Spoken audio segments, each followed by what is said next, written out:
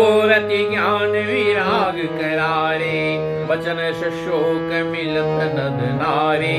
सोचौ शास समीर तरंगा, धीरज तट तरुवर गरभंगा।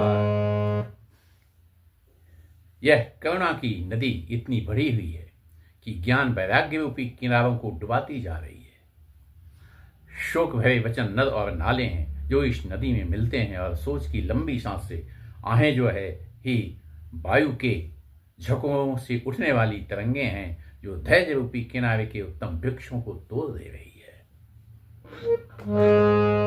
विषम विषाद तोरावती धारा, भय भ्रम भम अवत अपारा।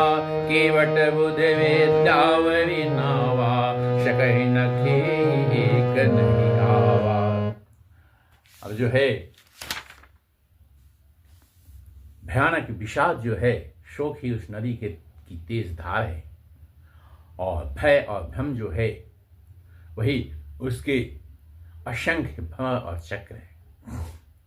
विद्वान मलाह है, विद्या ही वही नाव है, परंतु वे उसे खे नहीं सकते हैं, उस विद्या को उपयोग नहीं कर सकते हैं, किसी को उसकी अटकल ही नहीं आती है। बनचर कोल की नाक विचारे, थके बिलो की पथि कही हारे। आश्रम उदधि मिली जम जाई, मनो उठे हम बुझे बुलाई।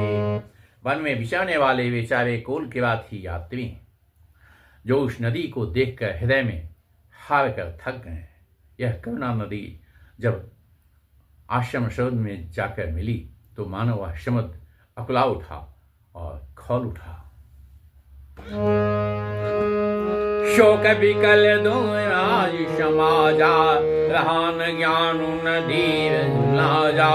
भूप रूप गुणशील शराही, रोवहि शोक सिंधु अवगाही। दोनों राज समाज शोक से व्याकुल हो गए, किसी को ज्ञान न रहा, और न धीरज और न लाजी। राजा दशरथ के रूप गुण और शील की सराहना करते हुए सभी लोग जो हैं वह रो रहे हैं और शोक समुद्र में डुबकी लगा रहे हैं। अवगाही शोक समुद्र सोचहि, नारी नर व्याकुल महा। है दोष सकल सरोष बोलहि, वाम विधि किन्नो का। सुर सिद्ध तापस जोगी जन मुनि, देखी दशा विदेह की। तुलसी न समरथ को जो तरि सकै सरित सनेह की। शोक समुद्र में डुबकी लगाते हुए सभी स्त्री पुरुष जो हैं महान व्याकुल होकर सोच चिंता कर रहे हैं। वे सब विधाता को दोष देते हुए क्रोधयुक्त होकर कह रहे हैं कि प्रतिकूल विधाता ने यह क्या कर दिया। तुलसीदास जी कहते हैं कि देवता, सिद्ध, तपस्वी, योगी और मुनिगुणों में कोई भी समर्थ नहीं है जो उस समय विदेह जनकराज की सजा देखकर प्रेम की नदी को पार कर सके, प्रेम में मग्न हुए बिना रह सके। किए अमित उपदेश जह, तह लोगन मुनि बरन। किए अमित उपदेश जह, तह लोगन मुनि बरन। धीरज धैर्य नरेश, कयो वशिष्ठ विदेह सन। किए अमित उपदेश जह, तह लोगन मुनि बरन। धीरज धैर्य नरेश, कयो वशिष्ठ विदेह सन। जहाँ तहाँ श्रेष्ठ मुनियों ने लोगों को अपरिमित उपदेश दिए, और वशिष्ठ जी ने विदेह जनक जी से कहा, हे राजन, आप धैर्य धारण कीजिए। जासु ज्ञान रवि भवनि सिनाशा, बचन किरण मुनि कमल विकाशा। ते की मोह ममता निराई, यसी राम स्नेह बराई। जिन राजा जनक का ज्ञान रूपी सूर्य जो है वह आवागमन रूपी रात्रि का नाश कर देता है, और जिनकी वचन रूपी किरणें मुनि रूपी कमलों को खिला देती है, आनंदित करती है, क्या मोह और ममता उनके निकट भी आ सकते हैं? यह तो श्री सीताराम जी के प्रेम की महिमा है, अर्थात राजा जनक की यह दशा श्री सीताराम जी के अलौकिक प्रेम के कारण हुई है, लौकिक मोह ममता के कारण नहीं।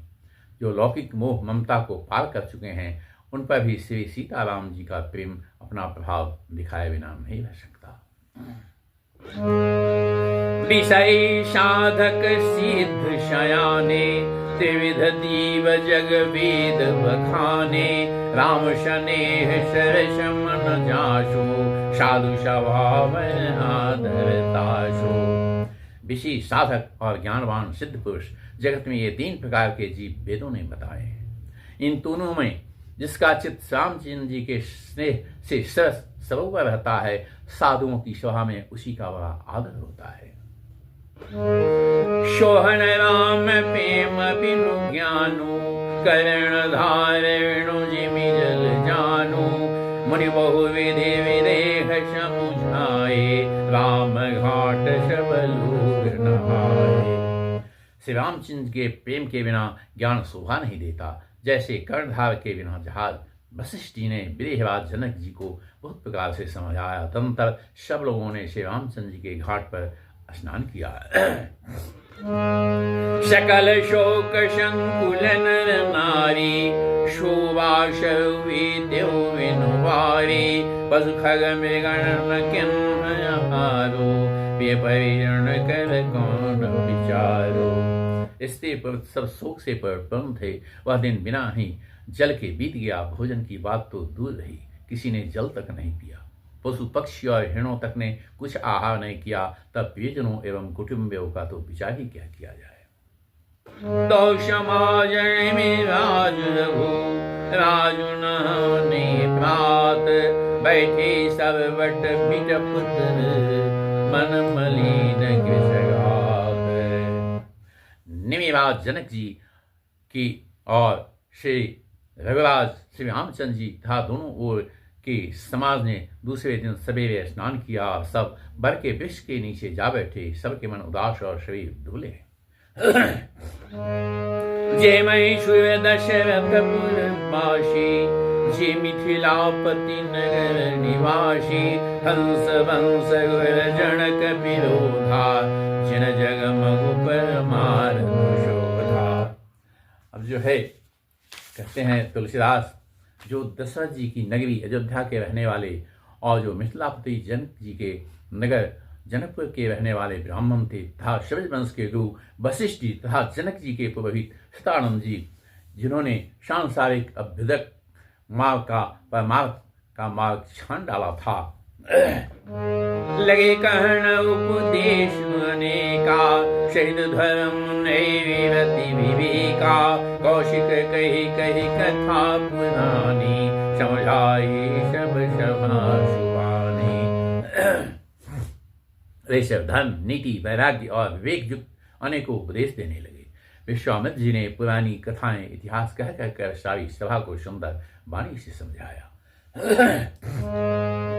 तब रघुनाथ कौशिकी कहो, नाथ काली जल रहो, मुनि कहे उचित कहत रघुनाई, गयो बीत दिन बहर ढाई। तब श्री रघुनाथ जी ने विश्वामित्र से कहा कि हे नाथ, कल सब लोग बिना जल पिए ही रह गए थे, अब कुछ आहार करना चाहिए। विश्वामित्र जी ने कहा कि रघुनाथ जी उचित ही कह रहे हैं, 2.5 पहर दिन बीत गया है। ऋषि रुख लखी कहे तेरे राजू, यहाँ उचित नहीं अशन नाजू, कहा भूप भल सवहि सुनाना, पाए रजाय चले नहाना। विश्वामित्र जी का रुख देखकर तीर्थराज जनक जी ने कहा, यहाँ अन्न खाना उचित नहीं है। राजा का सुंदर कहन सबके मन को अच्छा लगा। सब आज्ञा पाकर नहाने चले। तय अवसर फल फूल दले, मूल अनेक प्रकार, लयाए बन चर विपुल, हरि हरि कांवरि भार। उसी समय अनेकों प्रकार के बहुत से फल फूल पत्ते मूल आदि भांगियों और बोझ में भर भर कर वनवासी कोल के बाद लोग लेकर आए। कामद भेगी राम प्रसादा अवलोकत अपहरत विषादा सब सविता वर्ण भूमि विभागा जनोमगत आनंद अनुरागा। श्री रामचंद्र की कृपा से सब पर्वत मनचाही वस्तु देने वाले हो गए। वे देखने मात्र से ही दुखों को सर्वथा हर लेते थे। वहां के तालाबों, नदियों, वन और पृथ्वी के सभी भागों में आनंद और प्रेम उमड़ रहा है। बेल बिटप शव सफल सफूला बोलत खग मिग अली अनुकूला दयव श्रवण अधिक उछाहो हृदय समीर सुखद शव काहो। बेले और वृक्ष सभी फल और फूलों से युक्त हो गए। पशु पक्षी और भौरे अनुकूल बोलने लगे। उस अवसर पर वन में बहुत उत्साह आनंद था। सब किसी को सुख देने वाली शीतल मंद सुगंध हवा चल रही थी। जाई नवरणी मनोहरताई जनमहि करती जनक बहुनाई तब सब लोग नहाई नहाई राम जनक मुनि आय सुपाई। देखी देखी तरुवर अनुरागे जह तह पुरजन उतरन लागे दल फल मूल कंद विधि नाना पावन सुंदर सुधा समाना। वन की मनोहरता वर्णन नहीं की जा सकती। मानो पृथ्वी जनक जी की पहुनाई कर रही है। तब जनकपुरवासी सब लोग नहाकर श्री रामचंद्र जी, जनक जी और मुनि जी की आज्ञा पाकर सुंदर वृक्षों को देख देख कर प्रेम में भरकर जहां तहां उतरने लगे। पवित्र, सुंदर और अमृत के समान स्वादिष्ट अनेकों प्रकार के पत्ते, फल, मूल और कंद सादर शव कह राम गुर पठे भरी भरी भार पूज पितर सुर अतिथि गुर लगे करण भहार। श्री रामचंद्र जी के गुरु वशिष्ठ जी ने सबके पास बोझे भर भर कर आदर पूर्वक भेजी। तब वे पितर, देवता, अतिथि और गुरु की पूजा करके फलाहार करने लगे। यही विधिवाशव बीते चारी राम निरखी नर नारी सुधारी दूषमा जय सिर चिम्न माही मिनसी राम भल नाही। इस प्रकार 4 दिन बीत गए। श्री रामचंद्र जी को देखकर सभी नर नारी सुखी हैं। दोनों समाजों के मन में ऐसी इच्छा है कि श्री सीताराम जी के बिना लौटना अच्छा नहीं है। सीताराम संग वनवासु कोटि अमरपुर सरिस सुपाशु परिहरि लखन राम बैदेहि जय घरु भाव माम विदिते। श्री सीताराम जी के साथ वन में रहना करोड़ों देवलोकों के निवास के समान सुखदायक है। श्री लक्ष्मण जी, श्री राम जी और श्री जानकी जी को छोड़कर जिसको घर अच्छा लगे विधाता उसके विपरीत है। दाहिन दैव होई जब शमहि राम समीप बसिए बन तबहि मंदाकिनी जनु तिहु काला राम दर्शु मंगल माला। जब दैव सबके अनुकूल हो तभी श्री राम जी के पास वन में निवास हो सकता है। मंदाकिनी जी का तीनों समय स्नान और आनंद तथा मंगलों का माला समूह जो है वो श्री राम जी का दर्शन है। अटनु राम गिरि वनता पशु थल अशनु अमीय सम कंद मूल फल सुख समेत सम्मत दुहु साता फल समतु ही न जनई है जाता। श्री राम जी के पर्वत कामदनाथ वन और तपस्वियों के स्थानों में घूमना, अमृत के समान कंद मूल फलों का भोजन 14 वर्ष सुख के साथ पल के समान हो जाएंगे, बीत जाएंगे, जाते हुए जान ही न पड़ेंगे। यही सुख जोग न लोग सब कहीं कहाँ सुभागु शय सुभाय समाज दुहु राम चरण अनुराग। सब लोग कह रहे हैं कि हम इस सुख के योग्य नहीं हैं, हमारे ऐसे भाग कहाँ। दोनों समाजों का श्री रामचंद्र जी के चरणों में सहज स्वभाव से ही प्रेम है। यही विधि सकल मनोरथ करही वचन स प्रेम सुनत मन हरहि सिए मातु ते हमें पठाई, दासी देखी स्वर्ग शर्वाई। इस प्रकार सब मनोरथ कर रहे हैं। उनके प्रेम जो वचन सुनते ही सुनने वालों के मनों को हर लेते हैं। उसी समय सीता जी की माता सुनैना जी की भेजी हुई दासियां कौशल्या जी आदि के मिलने का सुंदर अवसर देखकर आई। सावकाश सुनि शवशियसाशु, आयो जनक राज निवासु, कौशल्या सादर सन्मानी, आसन दिए समय समानी। उनसे यह सुनकर कि सीता जी सब सास में इस समय फुर्सत में हैं, जनकराज का निवास जो है उनसे मिलने आया। कौशल्या जी ने आदरपूर्वक उनका सम्मान किया और समयोचित आसन ला कर दिए। सील सने शकल दूरा, दही देखी सुनी कुलिस कठोरा, पुलक शिथिल तनवारी विलोचन, मैनक लिखन लगी शव शोचन। दोनों ओर शव के सील और प्रेम को देखकर सुनकर कठोर वज्र भी पिघल जाते हैं। श्री पुलकित और शिथिल है और नेत्रों में शोक और प्रेम के आंसू है। सब अपने पैरों के नखों से जमीन कुरेदने और सोचने लगी। सब सिय राम प्रीति की सी मूर्ति, जनु करुणा बहु वेश विशूरति, श्री मातु कह विधि मुखी बाकी, जो पे फेनु घोर बविना की। श्री सीताराम जी के प्रेम की मूर्ति सी हैं, मानो स्वयं करुणा ही बहुत से वेश रूप धारण करके विषय रही हो, दुख कर रही हो। सीता जी की माता सुनैना जी ने कहा, विधाता की बुद्धि बड़ी टेढ़ी है, जो दूध के फेन जैसी कोमल वस्तु को वज्र की टांकी से फोड़ रहा है, अर्थात जो अत्यंत कोमल और निर्दोष है, उन पर विपत्ति ढा रहा है। सुनिए सुधा देखिए गल, सब कर तूति कराल, जत है काक उलूक बक, मानस शकित मराल।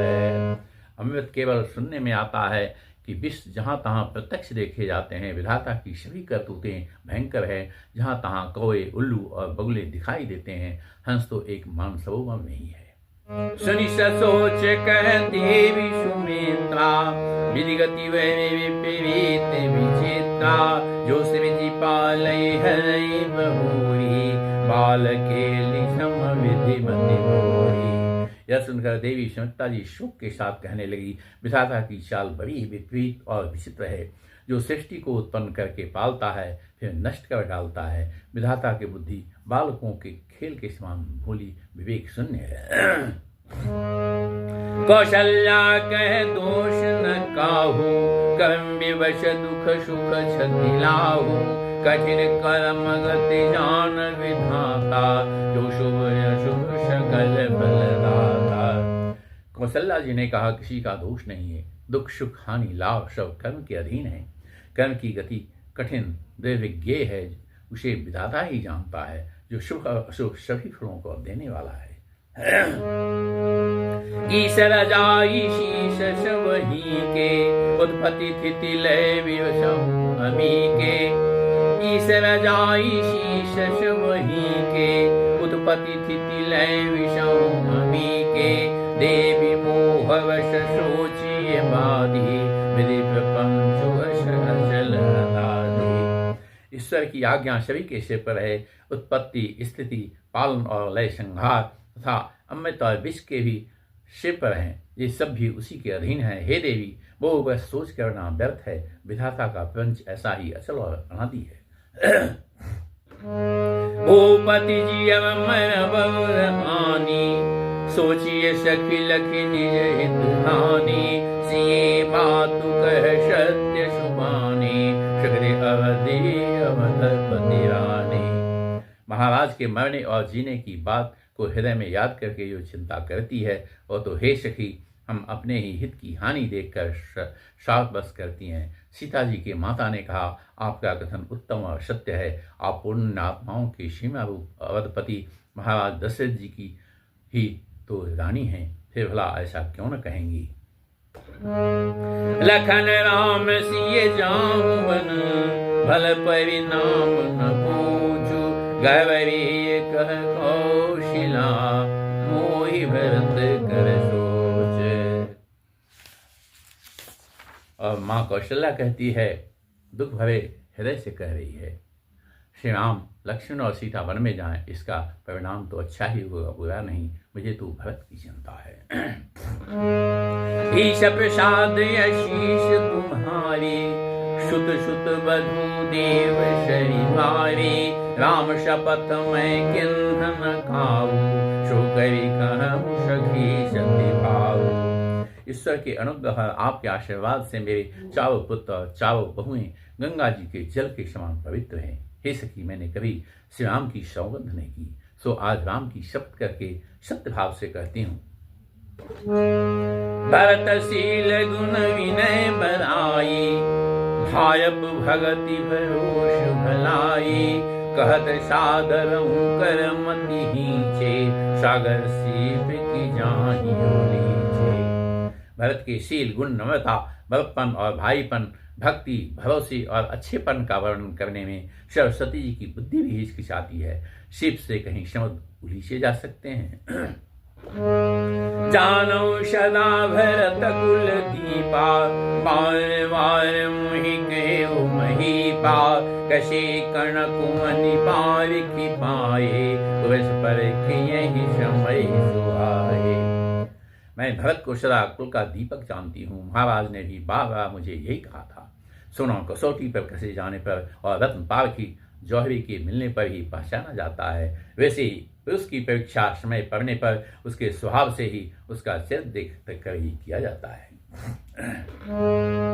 अनुचित आज कहब समोरा, शोक स्नेह शयानप थोरा।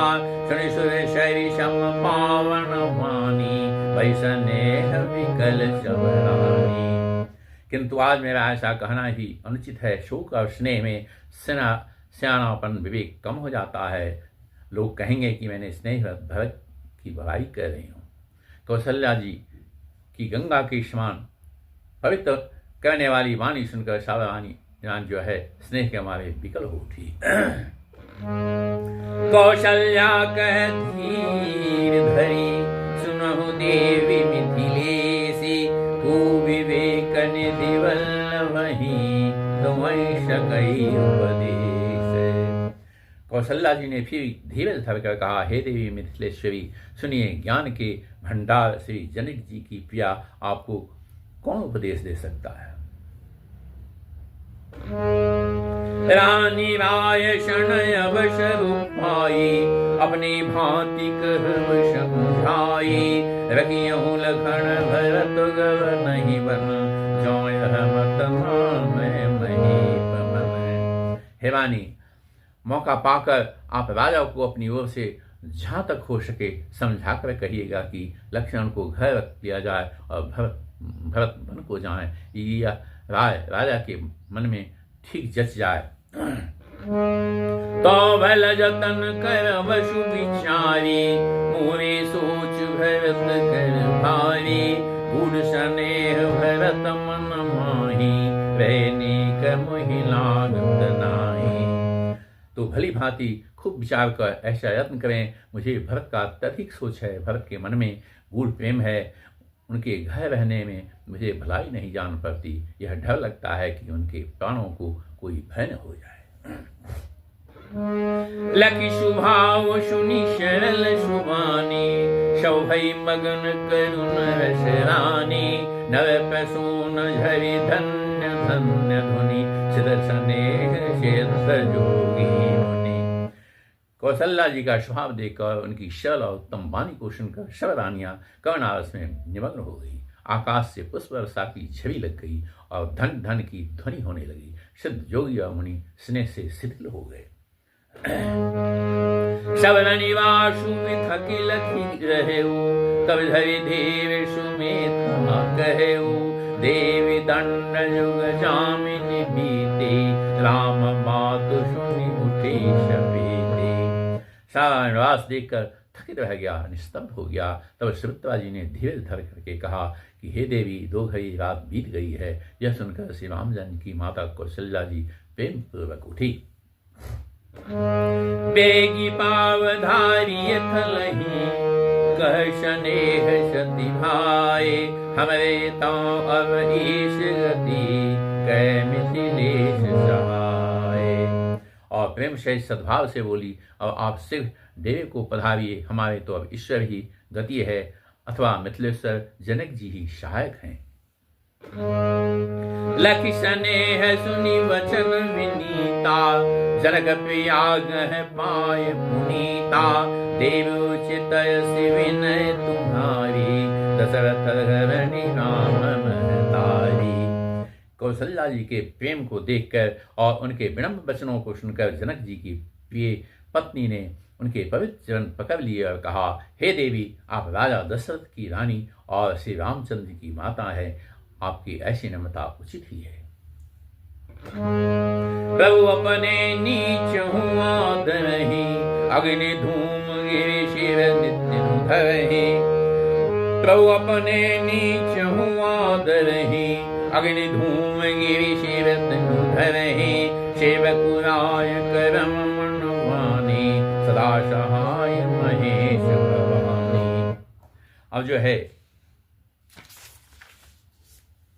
प्रभु जो हैं अपने नीच जनों का भी आदर करते हैं और अग्नि धुएं को और पर्वत तिन घास को अपने सिर पर धारण करती है। हमारे राजा तो कर्म मन और वाणी से आपके सेवक है और सदा सहायक तो श्री महादेव जी पार्वती जी हैं।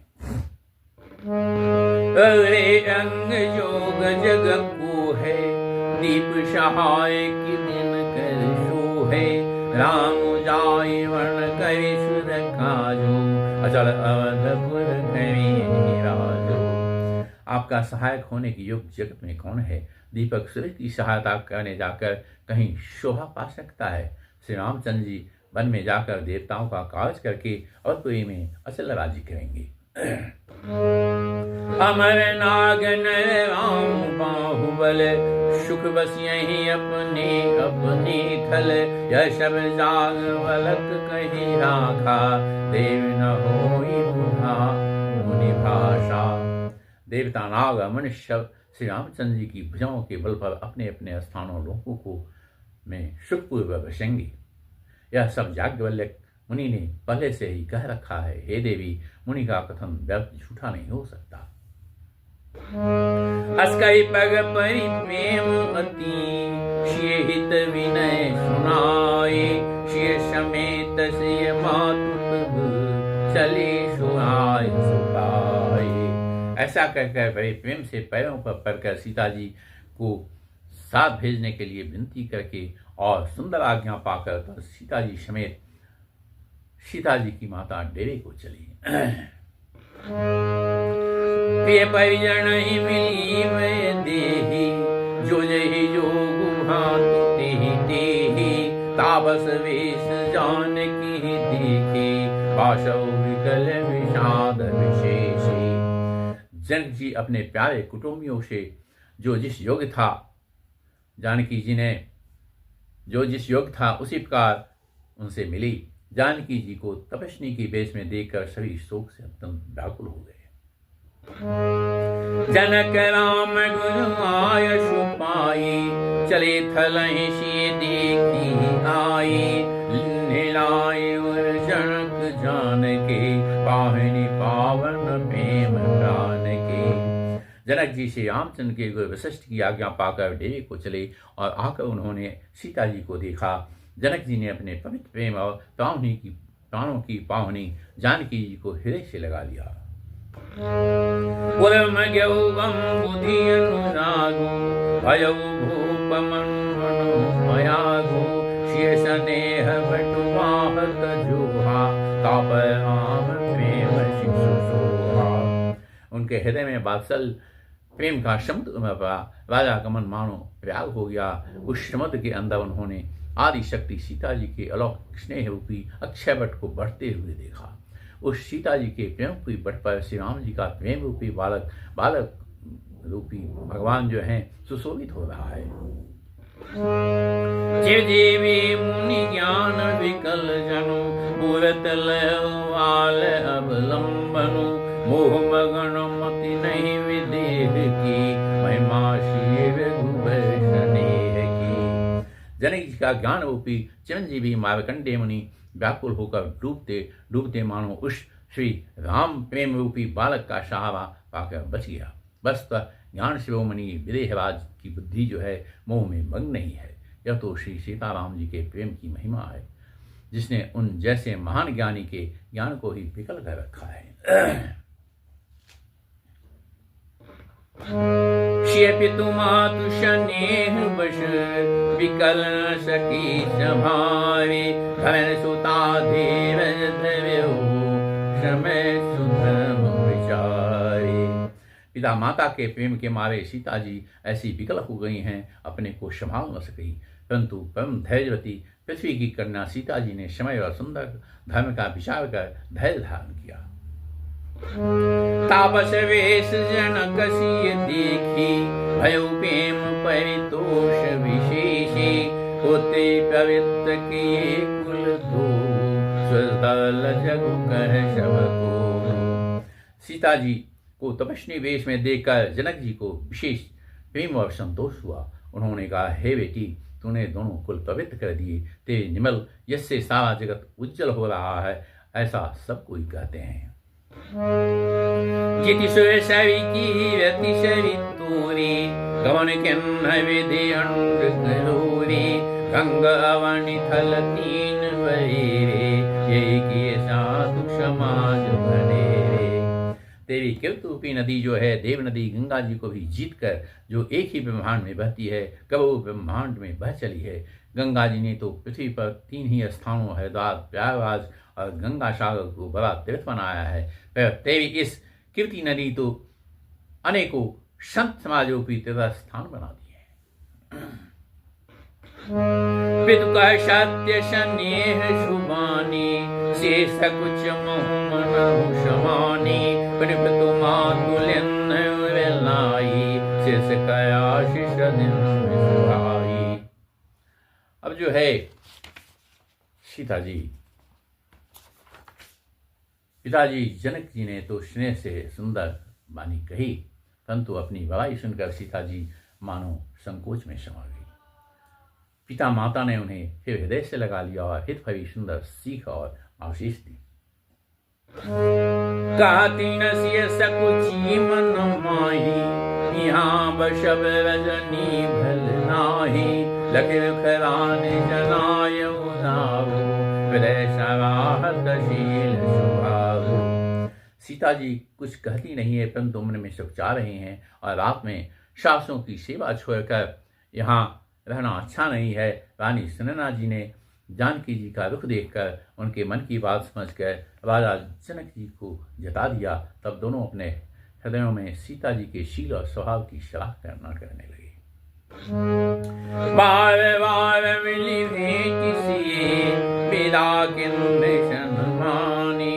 कही समय सिर भरत गति, रानी सुबानी शयान। राजा रानी ने बार बार मिलकर हृदय से लगाकर तथा सम्मान करके सीता जी को विदा किया। चतुर रानी ने समय पाकर राजा से सुंदर वाणी में भरत जी की दशा का वर्णन किया।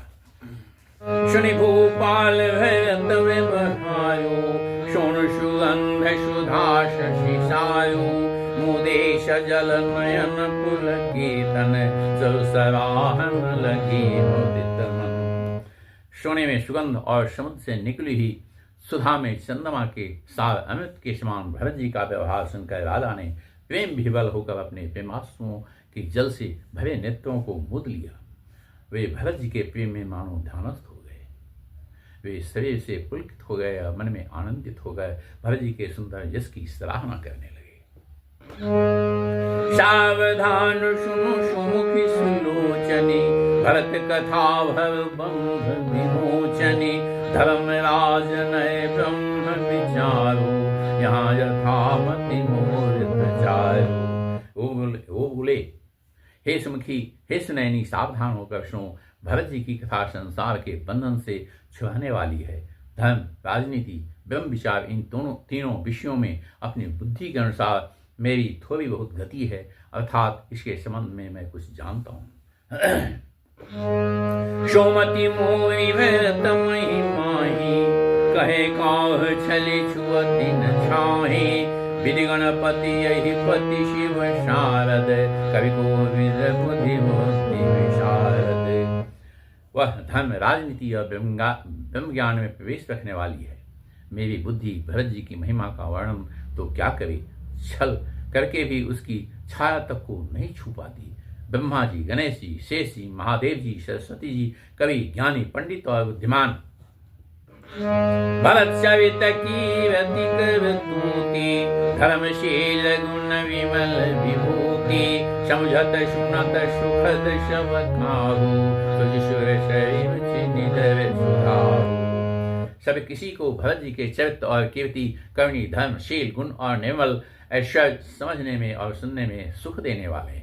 पवित्रता में गंगा जी का स्वाद, मधुरता में अमृत का भी तिरस्कार करने वाले हैं। निरवधि गुण निरुपम पुरुषु, भरतु भरत सम जानी, कहे सुमेरु किसे विषम, कवि कुल मति सकुचानी। भरत जी असीम गुण संपन्न और उपमा रहित पुरुष हैं। भरत जी के समान बस भरत जी ही हैं, ऐसा जानो। सुमेरु पर्वत को क्या सेव के बराबर कह सकते हैं, इसलिए उन्हें किसी पुरुष के साथ उपमा देने में कवि समाज की बुद्धि भी सकुचा गई है। अगम सवहि वर नतवर बरनी, जिम जलहीन मीन गम धरणी, भरत अमित महिमा सुनानी, जानहि राम न सकहि बखानी। हे श्रेष्ठ वर्ण वाले, भरत जी की महिमा का वर्णन करना सभी के लिए वैसे ही अगम है जैसे जल रहित पृथ्वी पर मछली का चलना। हे रानी सुनो, भरत जी की अमित महिमा को एक श्री रामचंद्र ही जानते हैं, किंतु वे भी उसका वर्णन नहीं कर सकते।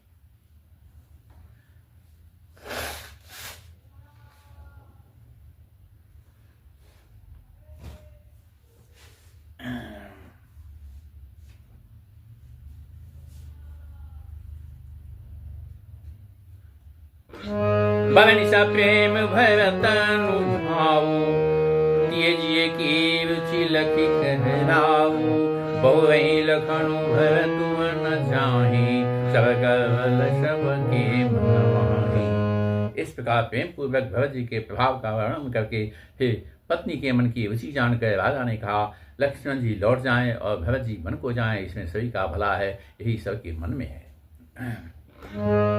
देवी परंतु भरत रघुवर की, प्रीति प्रतीति जाए नहीं तर की, भरतु अवधि स्नेह ममता की, यद्यपि राम क्षेम समता की। परंतु हे देवी, भरत जी और श्री रामचंद्र जी का प्रेम और एक दूसरे पर विश्वास बुद्धि और विचार की सीमा में नहीं आ सकता। यद्यपि श्री रामचंद्र जी समता की सीमा है, तथापि भरत जी प्रेम और ममता की सीमा है। परमारथ स्वारथ सुख सारे, भरतन सपन मन निहारे, साधन सिद्धि राम पग नेहु, मोहि लखि भरत भरत बंधेहु। श्री रामचंद्र जी के प्रति अनन्य प्रेम को छोड़कर भरत जी ने समस्त परमार्थ, स्वार्थ और सुखों की ओर स्वप्न में भी मन से भी नहीं ताका है। श्री रामचंद्र जी के चरणों का प्रेम ही उनका साधन है और वही सिद्धि है। मुझे तो भरत जी का बस यही एकमात्र सिद्धांत जान पड़ता है। भरत न पेली हहीं, मन सहु राम रजाए, करे न सोच सनेह बस, कहे वो विल खाए। राजा ने विलख कर प्रेम से गदगद होकर कहा, भरत जी भूल कर भी श्री रामचंद्र की आज्ञा का मन से भी नहीं टालेंगे और अतः स्नेहवश होकर चिंता नहीं करनी चाहिए। राम भरत गुण गणत प्रीति, निज दंपति पलक बीते, राज समाज प्रात जगु जागे, न्याय न्याय सुर भोजन लागे। श्री रामचंद्र जी और भरत जी के गुणों की प्रेम पूर्वक गणना करते करते कहते सुनते पति पत्नी रात पलक के समान बीत गई। प्रातःकाल दोनों राज समाज जागी और नहा नहा कर देवताओं की पूजा करने लगे। गे नहाई गुर पहिम गुनाई, बंदी शरण बोली रुख पाई, नाद भरतपुर जन्म तारी, शोक विकल वनवास दुखारी। श्री रघुनाथ जी स्नान करके गुरु वशिष्ठ जी के पास गए और चरणों की वंदना करके उनका रुख पाकर बोले, हे नाम भरत, अवधपुरवासी सब तथा माताएं सब शोक से व्याकुल और वनवास के दुख से दुखी हैं। शैत समाज राहु मिथिलेशु, बहुत दिवस भय शरत जलेशु, उचित होई सोई कीजिए नाथा, हित सब ही कर रहो तेरा था। मिथिलापति राजा जनक जी को ही समाज सहित क्लेश सहते बहुत दिन हो गए हैं, इसलिए हे नाथ जो उचित हो वही कीजिए, आप ही के हाथ सभी का हित है। अस्कयति शकुचेर गुनाऊ, मुनिपुल के लखीशील शुभाऊ, तुम बिनु राम सकल सुख साजा, नरक शेष तुम राज समाजा। ऐसा कहकर श्री रघुनाथ जी अत्यंत ही सकुचा गए। उनका शील स्वभाव देखकर प्रेम और आनंद से मुनि वशिष्ठ जी पुलकित हो गए। उन्होंने खुलकर कहा, हे राम, तुम्हारे बिना घर बार आदि संपूर्ण सुख जो है, सारा साज सम्मान और सज्जा जो है इत्यादि का सुख जो है, दोनों राज समाजों को नरक के समान प्रतीत हो रहे हैं। प्राण प्राण के जीव के, जीव सुख के सुख नाम, तुम तजितात सुहात गृह, जिनहि तिनहि विधिवाम। हे राम, तुम प्राणों के भी प्राण, आत्मा के भी आत्मा, सुख के भी सुख हो। हे तात, तुम्हें छोड़कर जिन्हें घर सुहाता है उन्हें विधाता विपरीत है। जय श्री राम। जय श्री राम, जय जय